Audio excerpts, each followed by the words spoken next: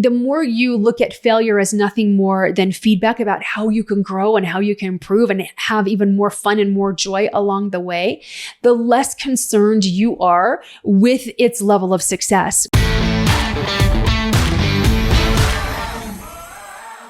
Hi there, prosperity seeker. Welcome to another episode of The Prosperity Approach. I'm your host, Allyson Chavez. As always, I'm thrilled and honored that you're here with me and listening or watching wherever you may be. Today's topic is about secrets of highly successful people and failure. Why in the world are most people afraid to fail? And why aren't highly successful people afraid of that?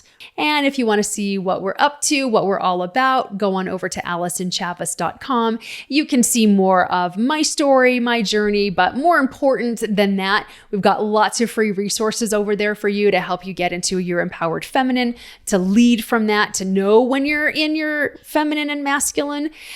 We've also got the prosperity guide. We've got free meditations. You can pick up my book over there. We've got lots of great resources to help you live your best life now. Speaking of living your best life now, let's talk about secrets of highly successful people and what do they really think about failure. So first, we gotta ask ourselves, why are so many people afraid of failing?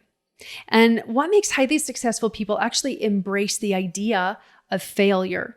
Now, I've been on both sides of this coin, absolutely petrified of failure. I think most perfectionists are petrified of failure. And so they hide their fear of failure over the cloak and the badge of perfectionism.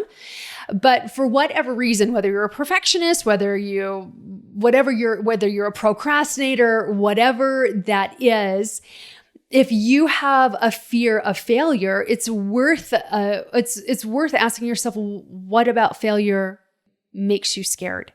Is it fear of rejection? Is it fear of people's scorn or their disdain or people making fun of you for failing? Is it the fear of embarrassment or humiliation? What is it about failing that actually fills people with so much fear that they won't even attempt something for fear that they'll fail? In fact, one of my best friends growing up, and we've remained very, very good friends all through our adult life. And we've raised our children together. And she said when her son was learning to ride a bike, she found him outside with the bike on the ground crying. And she said, "Robbie, what's wrong? What happened? Did you fall off your bike as you were learning to ride?" And he said, "No, I'm just thinking about falling off my bike." And it made him cry. And he wouldn't even get on his bike because the fear of falling off. And, he was 5, 6, something like that when he was learning how to ride a bike. So it was really cute and endearing as a 5-year-old. But when we're 35 and 45 and we won't do something because we're afraid of failing, it's a totally different story. And so it's worth asking yourself, what am I afraid of with failure? And I have worked with hundreds of women, thousands of women over the years. And it really boils down to what it means about them. What does failure mean about you? And I always get the same answer. It means I'm not enough. And it means I'm not lovable. And nobody will help me. And I'll be all alone. Well, if that's the meaning that you've given failure, and by the way, like 98% of people have given failure this meaning. This is what it means about them. It means I'm not good enough, so why even try? And not only am I not good enough, people aren't going to love me. And I'll be embarrassed and humiliated and exposed and hurt. And that giving that meaning to failure stops most people in their tracks. Filled me with fear as well, because for a very long time, that's what failure meant to me as well. That was my perspective on failure. And what's worse is that we don't actually expect to succeed. And so we're bracing ourselves for the failure, making ourselves do things that are really, really uncomfortable. And then when we experience the failure, we're like, see, told you, because we didn't believe we were going to really succeed at the level we desired anyway. So what makes highly successful people different from the masses? Are they better? Are they more talented? Has God poured out his favor more on them than anybody else? And the answer to those are no. They're no more highly favored or, God's favorite than anybody else. It's not that they're better than anybody else. It's their perspective is different. Highly successful people have a very different perspective from the masses, particularly about failure and risk. And they operate under a completely different set of beliefs than the masses do. And that's what sets them apart and helps them to embrace failure, because they've given failure a different meaning. It means that there's room for improvement. It doesn't mean that no part of the plan worked. It meant that there were more parts that didn't work than did. But highly successful people with a plan that they put into action that did not turn out the way that they expected it to, they expect to succeed, by the way, as well. Highly successful people expect success with brand new things that they've tried. But if they don't get that level of success, they first celebrate, number one, that they went for it. Number two, what are some things that did work in the plan? And you can get really, really detailed in that. And now what could use improvement? What do we need to tweak? What do we need to kick? What do we need to keep so that when we do this again, it will be even more successful and that it will actually get the results that we desire? Or is this strategy not even really worth trying anymore? But it's not any reflection about their worth, about their enoughness, or about any of their intrinsic value. Because for highly successful people, their value is never on the table. And here's the beautiful thing. Successful people make different decisions from the masses, but it's not different decisions to do something. It's different decisions about things. So they've made a different decision about what failure means. And when I started realizing this, because at that time I did not resonate with being a highly successful person, I was highly ambitious and very, very driven, but I was driven by fear and I was driven by anxiety and this need to prove to myself, if not to the world, that I was enough and that I can make a difference. And that is highly motivating, but does not lend to a really great experience when you are working on higher and higher levels of success.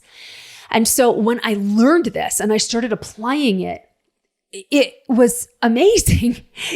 Successful people will say, oh, failure is just feedback. And it feels like background noise and rah, rah, rah, rah, rah. It's just feedback. But it really is. It lets you know where you were spot on. It lets you know where you were way off or where you were just a little bit off. And it's like, how can we improve this? Because successful people are wired for growth and they want expansion and they want creativity.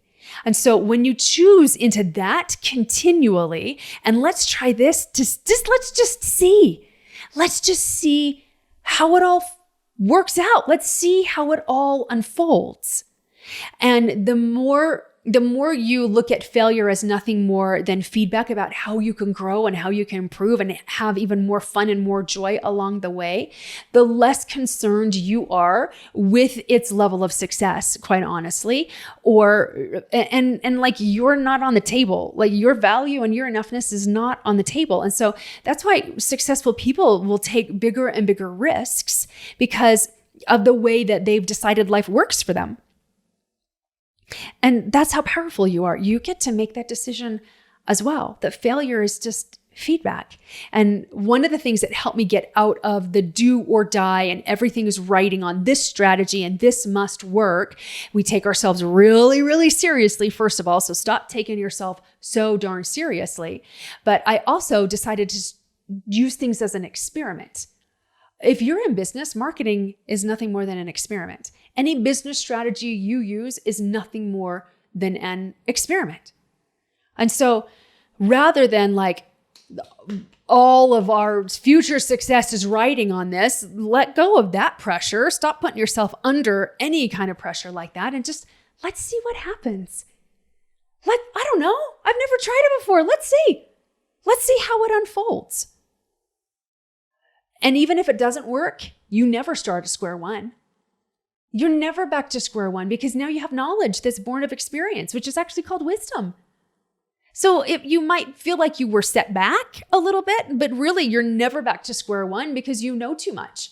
This worked, that didn't work. I really like that. I didn't like that. I mean, it's enormously powerful and so helpful in what you want to create when you're no longer afraid of the possibility of failing. And you can fail in really spectacular ways. I certainly have. I've failed in relationships. I've failed in communication. I do that on a regular basis. So it's really great to see where I get to improve because I want to be crystal clear in my communication to my team and to Jeremy, my spouse, and to our children and to everybody that I'm around, my clients. And when people are like, this is what I heard, and I'm like, oh, that is not what I said. Okay, let me see if I can say it in another way. It's really wonderful. You will fail your way to success. That's how it's designed. You will fail your way to success. But as you let go of the fear of failure and you start embracing it for feedback, and this is going to bring you greater joy and greater growth and expansion and creativity and connections and money and all of those things, the easier it will be to embrace it. And the more successful you'll become because your successes will start being bigger than your failures, even your big failures. You will start having successes that are bigger, but you'll fail more often than you'll succeed. And that's okay. That's how it's supposed to be. Napoleon Hill talked about successful people don't look at failure as anything more than a temporary experience. Failure's not a person. It's a temporary experience. Any kind of failure or setback. It's nothing more than a temporary experience. So do I want to wallow in the failure or do I want to look at the pieces that are now laid out on the table and pick up the ones I want to use again, discard those I don't, fiddle with the ones that kind of worked but didn't all the way, and then give it another go? It makes life so much more fun. It fills you with so much greater joy when you will start to embrace failure, because that's how you'll get yourself more and more successful, higher and higher levels of success. Play with it. Just play. I tell my team all the time and my family, if we're doing something new, I don't know, let's just try it and see. Let's see how close we get. Instead of, I'm going to knock this thing out of the park the first time I do it. There's so much unnecessary pressure that you put on yourself thinking that way. Here's this really seemingly impossible goal I've set. Let's see how close we get to it. Maybe we'll overshoot it. Maybe we'll way undershoot it. I don't know. We haven't done it yet. Let's try it and see. Just be willing.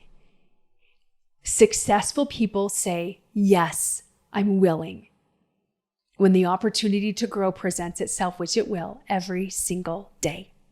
If you're watching this on YouTube right now, I want to hear about your fear of failure. Scale of 1 to 10. 10 is I avoid failure at all costs. 1 is like, oh, I take risks and I fail all the time, have no problem with that. I would love to see where you are on that failure scale. So pop that in the comments below. And if you like this, and you want some more things that you can do that will help you to embrace failure and embrace growth, because that's what it leads you to when you will let it lead you there, go on over to prosperityapproach.com/52 ways and pick up a free prosperity guide. These are really fun techniques, experiments, experiences that you can do, exercises that you can do that will help you let go of doubt, help you let go of overwhelm and fear, and really connect you with success without struggle, and helping you to grow and to fail in really safe ways and super fun ways too. So again, go on over to prosperityapproach.com/52 ways, pick up your free prosperity guide. And until next time, remember, prosperity becomes you.